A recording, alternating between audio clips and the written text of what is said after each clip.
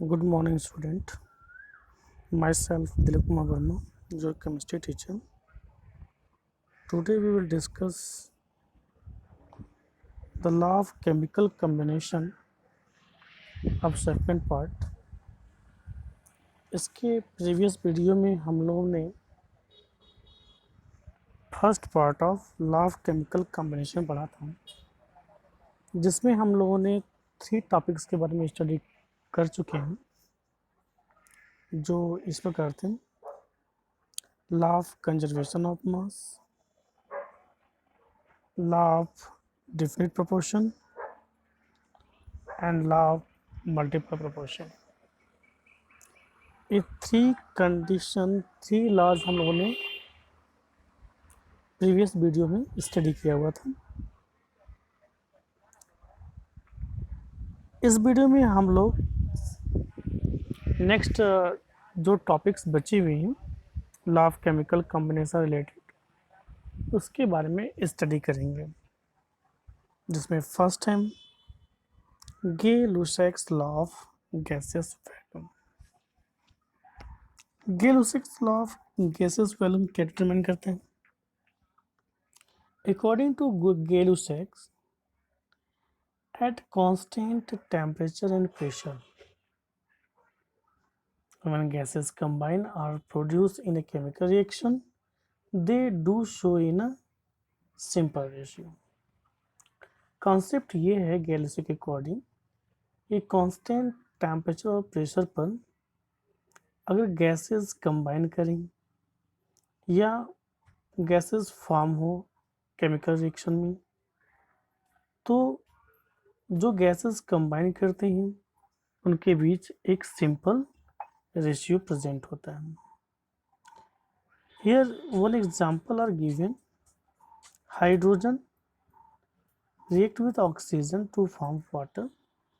आप यहाँ पर देख सकते हैं कि 100 ml अगर हाइड्रोजन है तो वो 50 ml ऑक्सीजन के साथ रिएक्ट करेगा and form 100 ml of water, और 100 ml वाटर की फॉर्मेशन करेगा। तो यहाँ पर जो रिएक्टेंट पार्टिसिपेट कर रहे हैं कांस्टेंट टेम्परेचर और प्रेशर पर, वो कांस्टेंट होंगे, उनके बीच एक सिंपल रेशियो होगा 2:1 हाइड्रोजन ऑक्सीजन के कॉन्सेप्ट के अकॉर्डिंग। आप देख सकते हैं, हमने राइट भी किया हुआ है कि 100 ml of hydrogen and 50 ml of oxygen combine to form 100 ml of water. तो that is hydrogen and oxygen के बीच में जो सिंपल रेशियो होगा वो 100:50 और 2:1 का होगा। Clear? Now your next lies Avogadro law.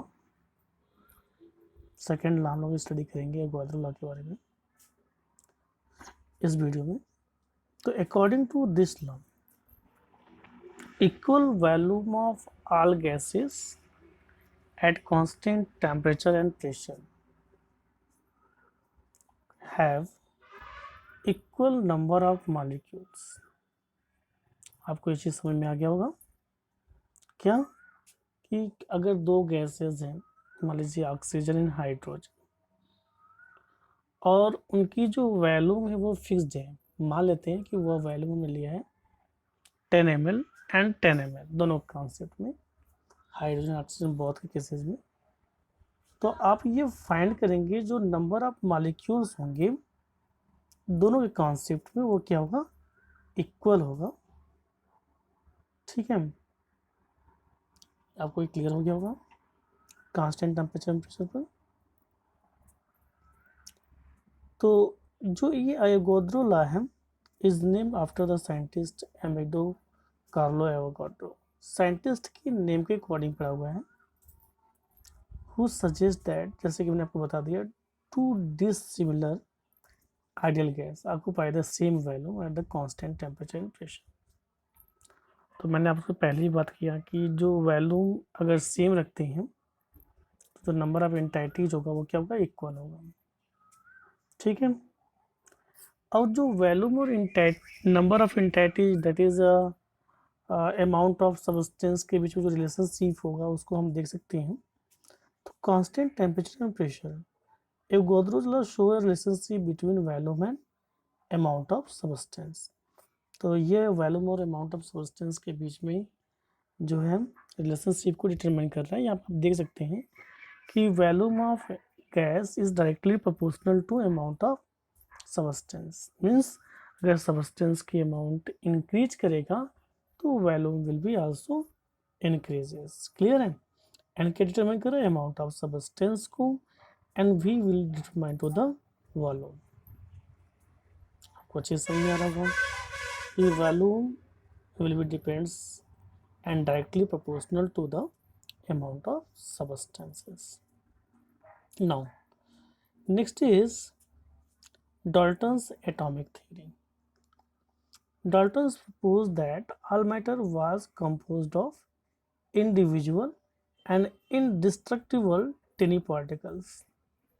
Dalton ने कॉन्सेप्ट दिया था मैटर कॉन्सेप्ट में कि matter is made by tiny particle, और वो जो टिनी पार्टिकल होगा वो कैसा होगा, indestructible and individual। ठीक है। And this tiny individual particle is known as atom. तो डाल्टन का ये कॉन्सेप्ट था कि मैटर कॉन्सेप्ट में कि matter is made by tiny particle. तो जो टिनी पार्टिकल वो क्या होगा, इंडिविजुअल पार्टिकल होगा, जैसा कि आप लोगों ने क्लास 9 में पढ़ा होगा। तो इन 1808 Dalton proposed some postulates about matter. Matter के कॉन्सेप्ट में उन्होंने कुछ पास्टुलेट्स प्रपोज किया हुआ था, जो इस प्रकार से हैं। Matter was made by टिनी individual particles. जैसा कि फर्स्ट कॉन्सेप्ट क्या है कि जो भी मैटर्स होगा वो क्या होगा, वो टिनी इंडिविजुअल पार्टिकल से मिलकर बना होगा।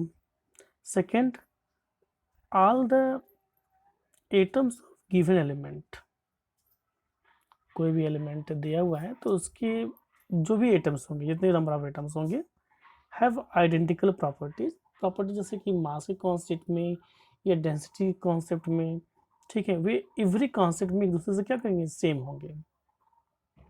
जैसे मान लेते हैं कि ऑक्सीजन एलिमेंट है, तो oxygen element is made by oxygen atom.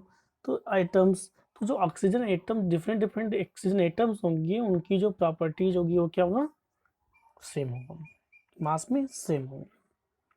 Third, atoms of different element have different properties. जो डिफरेंट एलिमेंट की जो प्रॉपर्टीज होगी वो डिफरेंट डिफरेंट होगा। जैसे मान ले one atom is hydrogen and second is oxygen. तो दो एलिमेंट में लिया, one oxygen element and second is hydrogen element, दोनों डिफरेंट एलिमेंट हैं, तो दोनों के दोनों एलिमेंट डिफरेंट डिफरेंट एटम से बने होंगे। तो डाल्टन का कॉन्सेप्ट ये था कि जो मास में या डेंसिटी में जो different atoms of different element होंगे, उनकी प्रॉपर्टीज भी क्या होगा, डिफरेंट होगा। Atom can neither be created not be destroyed. Atoms को ना तो हम क्रिएट कर सकते हैं और ना ही डिस्ट्रॉयड कर सकते हैं। ठीक है। डाल्टन का कॉन्सेप्ट ये था कि डाल्टन ने ये कहना चाहा कि एटम्स को क्रिएट नहीं किया सकता है, ना ही इसको डिस्ट्रॉयड कर सकते हैं। ठीक है। Atoms of different element combine in a simple mass ratio two form A compound. Next concept ये था कि जो डिफरेंट एटम्स है ऑफ डिफरेंट एलिमेंट के, वो एक सिंपल रेशियो में कंबाइन करेंगे, मास रेशियो में, और किसी कंपाउंड की फॉर्मेशन करेंगे। सिक्स्थ क्या है, atom is smallest unit of matter that can take part in a chemical reaction. तो कॉन्सेप्ट ये है कि केमिकल रिएक्शन में जो है एटम्स पार्टिसिपेट करते हैं जो किसी मैटर का एक स्मॉलेस्ट यूनिट है। बट इस कॉन्सेप्ट के अकॉर्डिंग, पास्टुलेट्स के अकॉर्डिंग जो है इनमें बहुत से ड्रॉबैक भी थे। ठीक है। तो now will discuss about drawback of Dalton's atomic theory. क्या क्या है उसके बारे में देख लेते हैं हम। तो जैसा कि फर्स्ट ये कॉन्सेप्ट था कि atom is individual in nature, तो ये एक रॉन्ग हाइपोथेसिस है। तो एटम को क्यों, क्योंकि एटम को हम अगेन डिवाइड कर सकते हैं सब एटॉमिक पार्टिकल्स में, like electrons, protons and neutrons में। Such as atom of same element is similar in all respect. जैसा कि उन्होंने कहा था कि एटम्स जो होते हैं सेम एलिमेंट के, वो एक वे जो है प्रॉपर्टीज में सेम होते हैं, बट ये स्टेटमेंट क्या है, रॉन्ग है, क्योंकि क्यों ये स्टेटमेंट क्या है, रॉन्ग है, क्योंकि